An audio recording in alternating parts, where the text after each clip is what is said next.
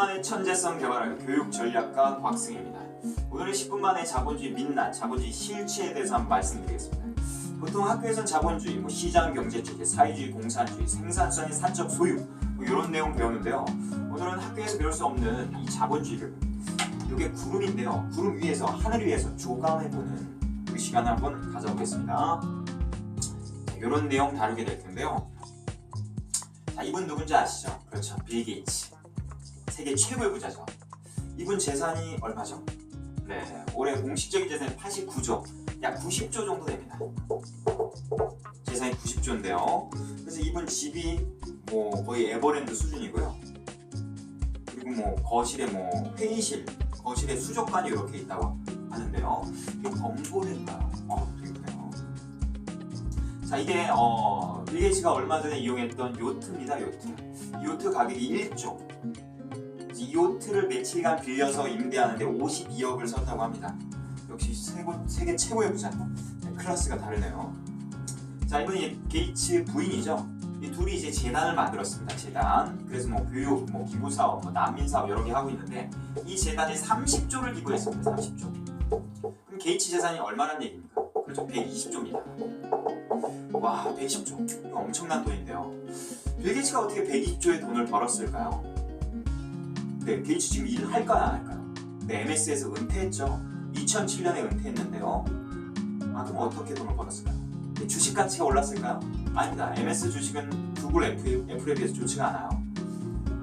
이분이 이렇게 돈을 불릴 수 있었던 이유는 이분 때문에 그렇습니다. 마이클 라슨이라는 자산관리인이에요. 시카고대에서 MBA 석사 받고 게이츠의 이제 캐슨이 된 거죠. 그래서 이분이 이제 게이츠의 자산을 관리해주고 있는데, 그래서 투자 회사를 하나 설립을 해줘서 이분 밑에 100명의 투자 관리사를 또 이제 고용을 해서 게이츠 재산 5조를 이제 90조로 만들어줬습니다. 근데 게이츠가 이런 말을 해요.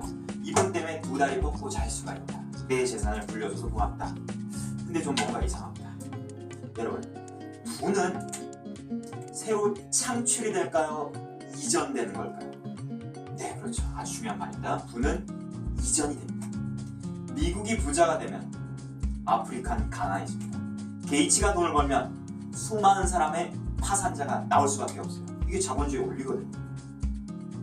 자, 그러면 게이츠가 이 많은 돈을 벌고 재단에 기부를 했습니다.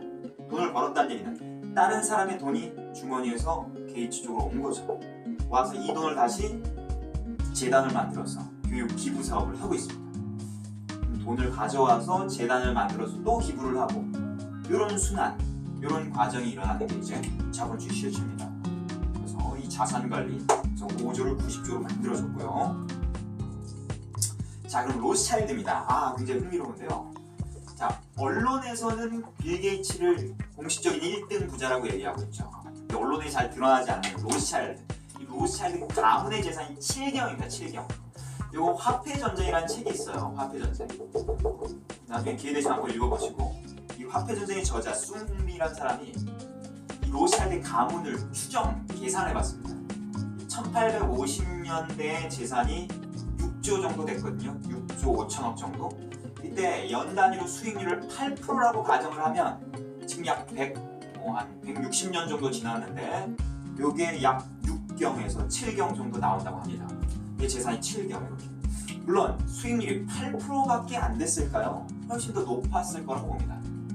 이 자본주의의 산이 꼭대기에 있는 FRB, 미 중앙 연준을 장악하고 있는 가문이 록펠러, JP, 모건 요 가문이기 때문에 훨씬 수익률을 높게 따지면 7경 이상이 될 거라고 합니다.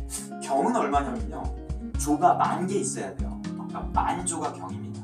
이게 7번, 7경. 어마어마한데요. 그럼 로스차일드가 어떤 식으로 거부가 됐냐면, 요게 누구죠? 나폴레옹입니다. 나폴레옹의 마지막 전투, 워털로 전투에서 프랑스하고 영국이 한판 붙죠? 누가 이기죠? 네, 영국이 이깁니다. 그래서 로스차일드가 이 당시 영국 국채를 많이 사놨어요. 영국 국채를 많이 사놨는데 이 전쟁에서 프랑스가 패하죠. 근데 이 전쟁의 결과를 로스차일드 가문이 가장 먼저 알고 있었어요. 로스차일드 5 아들이 있었는데 각지에서 금융업을 하면서 정보 네트워크를 형성하고 있었거든요. 이게 지금 비둘기 전령입니다. 그 유명한 비둘기 전령. 이 비둘기를 이용해서 전쟁의 승패 소식을 가장 먼저 접한 게 로스차일드입니다. 이렇게 생각하시면 돼요.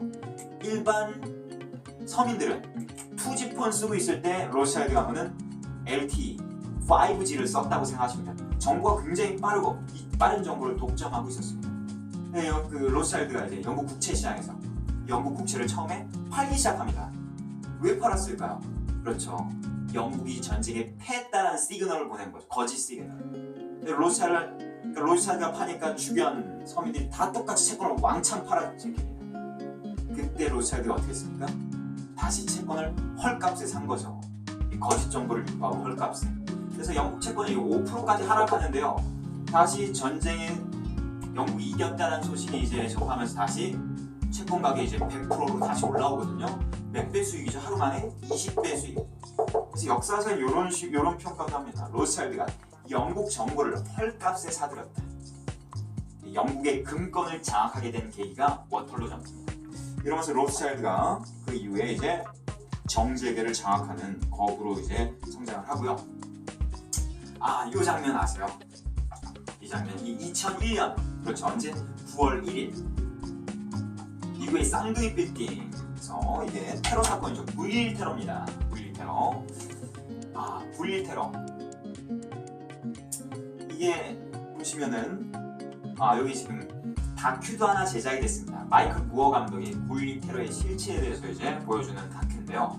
이 다큐에서는 이 부시 정부가 9.11 테러를 조작한 거다. 오사마 빈 라덴, 이건 세계 최대의 배우다. 그래서 이런 식으로 밝혔는데요. 실제로 9.12 테러 하루 전날에 옵션 거래량을 보면 옵션 거래량이 굉장히 증가합니다. 옵션 중에 풋옵션이라고 있어요. 그래서 하락장을 베팅해서 수익률을 높여가지는 옵션, 그 옵션인데요. 선물 옵션 중에.